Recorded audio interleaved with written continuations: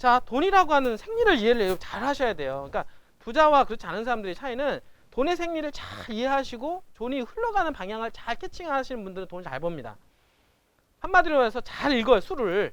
그리고 수를 읽고 그 사람들은 나무를 보는 게 아니라 앞으로 3년, 5년, 10년을 내다보면서 어떻습니까? 미래를 보면서 돈을 갖다가 키핑을 시켜놓는단 말이에요. 이분들이. 그렇잖아요. 자, 지금 보세요. 지금 시점에서 나무는요. 뭡니까? 아파트잖아요. 자, 지금 시점에서 아파트 값이 막 올라간다고 하니까 지금은 어떻습니까? 아파트가 돈이 될 것처럼 보이잖아요. 근데 여러분 생각해 보세요. 내가 지금은 사가지고 파는 시점이 언제입니까? 3년, 5년 시점 아닌가요? 그러면 3년, 5년 후에도 아파트 시장이 좋아야 돼요. 맞잖아요. 그러니까 지금 사는 게 중요한 게 아니라 지금 한 달, 두 달 막 올라가는 게 중요한 게 아니에요. 1년 있다 올라가는 게. 올라가는 게 중요한 게 아니라 앞으로 3년, 5년 후에 이 집값이 더 올라갈 거냐. 이 순간부터. 맞죠? 이 순간부터 더 올라갈 것이냐를 보고 나서 여러분들이 아파트 투자에 대한 결정을 하는 겁니다. 여러분들이. 지금 막 올라가니까 가가지고 막 사가지고 영끌해가지고 사가지고 나중에 3년 후에 폭락하면 어떻게 할 거예요? 어? 인생 망가지는 거 아닙니까? 왜? 영끌해가지고 있는 돈 없는 돈 다 빌려가다가 신용까지 대출해가지고 받아가지고 집어넣는데 대출 받아가지고 했는데 10억 주고 샀는데 7억 대출 받아가지고 자기 돈 3억 주고 한 거예요. 이분들이. 그런데 나중에 어떻습니까? 7억으로 떨어지면 은행 이자만 남는 거 아닌가요? 은행 이자만 어떻습니까? 그거 이자 내려고 사는 거 이제는. 그거 이자 내려고. 그렇지 않나요? 이분들이. 그러니까 중요한 거는 뭐냐면 우리는 항상 얘기했지만은 나무를 보는 그림이 아니라 좀 숲을 보고 지금 시점에서 어디에다가 투자를 해야 될 것인가 이거를 봐야 된다는 거예요. 이분들이. 그러니까 지금 보니까 아까 얘기했어요. 여러분들 입장이면 여러분들은 있잖아요. 꼬마 빌딩에다가 손을 대는 시점이 아니란 말이에요. 지금은. 맞죠? 정말 돈이 남아 돌아서 그런 사람들은 돈이 막 남으니까 은행금리 1%보다 나으면 움직인단 말이에요. 1%다 나오면 은행에다 묶어놓은 1%는 어차피 나중에 뭐 임대 수익을 보는 게 아니라 땅값 올라가는 걸 보는 거예요. 건물값이 30억에서 40억 올라가는 거 있잖아요. 이분들이. 그러니까 땅값 올라가는 것을 보고 그 사람들은 여유 있게 투자를 한단 말이에요. 그냥 임대수로 그걸 생각 안 한다니까요. 이분들이. 그러니까 그런 사람이면은 그냥 여유 있게 없다고 생각하고 이제 묻어두는 시점인데 여러분들은 그 시점이 아니잖아요. 그렇지 않나요? 지금은 그게 아니라 여러분들이 근데 지금 서울 수도권은 2% 3%대지만 조금만 내려가면 광역시 이하 아까 중소도시에 50만 이상 되는 도시 있잖아요. 그런 도시 가면은 그래도 한 7%에서 10% 이상 나오는 수익률 되는 데도 많아요. 한마디로 말해서 예를 들어서 한 10% 정도 되는데 수익률 있잖아요. 이런 데 많이 나옵니다. 한마디로 해서 3억 투자해가지고 한 월 300만 원 정도 벌 수 있는. 이해가 되시나요? 그런 데가 있어요. 그러면 잘 생각해 보세요. 300만 원만 투자. 여러분들 자 300만 원만 투자하고 300만 원 벌면 나중에 노후에 그래도 300만 원 들어오잖아요. 고정수익이. 그죠? 그리고 고정수익 들어오고 그 다음에 뭐 연금소득 뭐 이렇게 하면 한 500 정도 들어온다고 합시다. 그럼 500 정도 들어오면은 그냥 살 수는 있잖아요. 그쵸? 그러니까 건물 투자한다는 게 뭐 강남에 막 몇십억씩 투자하는 게 아니라 지방의 중소도시만 하더라도 예를 들어서 10억짜리 건물에서 15억짜리 건물 있잖아요. 그런 정도 건물이면 여러분들 300에서 500 정도는 너끈히 번단 말이에요. 여러분들이. 그렇지 않나요? 그러면은 예를 들어서 여러분들이 15억짜리 뭐 예를 들어서 15억이면 좀 비싸다 그러면 한 10억짜리 건물을 산다. 그러면 어떻습니까? 거기다 은행 대출 받고요. 그쵸? 그 다음에 보증금 받죠? 보증금 받고 은행 돈 빌려가지고 건물을 사면 여러분들 들어가는 거 원금 3, 4억밖에 안 들어가요. 여러분들이. 그러면 3, 4억 정도 들어가고 3, 400 정도 번단 말이에요. 그러면 되지 않나요? 그러면은 나중에 노후에 3, 400 그냥 가지고 어떻습니까? 원금 안 까먹고 가면서 여러분들 생활할 수가 있잖아요. 그러니까 이런 것들을 설계를 하란 말이에요. 이런 것들을. 알겠습니까? 제가 나중에 가르쳐 드릴게요. 단지 여러분들이 먼저 뭐냐면 돈을 벌어야 돼요. 지금 왜냐면 여러분들 딱 지금 보면 어떻습니까? 지금 부동산이 흘러가는 이제 나무와 숲을 보게 되면 나무를 보게 되면 아파트입니다. 지금 현재는. 근데 과연 이 아파트가 5년, 10년 후에 여러분들 파는 시점에 돈이 될 거냐 이거야. 이걸 보란 말이에요. 사는 게 중요한 게 아니라 파는 게 중요하잖아요. 지금 당장 샀다가 팔 거 아니잖아요, 지금. 이분들이. 지금 당장 샀다가 팔면 세금으로 다 빼가요, 그리고. 단기 거래 해가지고. 그러니까 당장 사가지고 팔 거 아니면 어떻습니까? 팔 거 아니면은 지금 규제가 덜한 어떻습니까? 덜하고 개발 호재가 많은 그런 지역에 소액으로라도 돈을 묻어두게 되면 나중에 3년 5년 후에 그런 돈들이 나중에 커진단 말이에요. 나무가 자라듯이. 그쵸?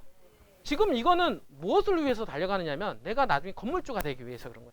여러분들 3억에서 5억 만들기 위해서 여러분들 지금 사는 집 있잖아요. 사는 집 말고 하나를 더 구매를 해야 돼요. 아까 했잖아요. 3억에서 5억 정도 되는 원금 정도 들여가지고 여러분들이 건물주인 정도 이렇게 해가지고 월 300에서 400 정도 벌 수 있는 시스템을 만들어 놔야 된다, 안 놔야 된다? 만들어 놔야 돼요. 그래야 여러분들이 노후를 책임을 지고 살 수 있어요. 여러분들 자식들이 책임집니까? 여러분들 자식들이 책임질 것 같아요? 답도 안 나오는 거. 여러분들 있잖아요. 여러분들 남편이 책임질 것 같습니까? 답도 안 나오는 거예요. 누가 책임집니까? 돈밖에 없어요. 돈. 응? 돈이 책임지고요. 여러분들이 어떻습니까? 임대소득이 책임을 질 수밖에 없단 말이에요. 이분들이. 여러분들 나름대로 자금 설계를 만들어 가야 되는 겁니다. 근데 땅은 있잖아요. 자 보세요. 땅은 내가 자 이런 거예요. 앞으로 전철 들어가거나 도로가 뚫린다거나 앞으로 주변에 공단이 들어온다거나 앞으로 어떻습니까? 개발이 될 예정지 있죠. 있잖아요. 예정 지역에다가 그냥 딱 하고 묻어두는 거야. 그러면 딱 묻어놨잖아요. 관리할 필요가 없잖아요. 여러분들이 땅 관리할 필요 없거든요. 그러면 가만히 있으면 어느 순간 도로가 뚫려. 예정돼 있던 것들이. 자, 뚫리면은 어떻게 됩니까? 땅값 올라가 안 올라가요? 여러분들 신경을 쓸 필요가 없어요. 신경을. 그리고 땅은 건물처럼 공시 가격이 비싸지가 않습니다. 그러니까 여러분들 1년에 내는 세금이 별로 없어요. 세금이 별로 없단 말이에요. 그러니까 세금도 적게 나오면서 관리도 쉬우면서 여러분들이 수익률도 높은 거. 이게 토지만한 게 없다니까요.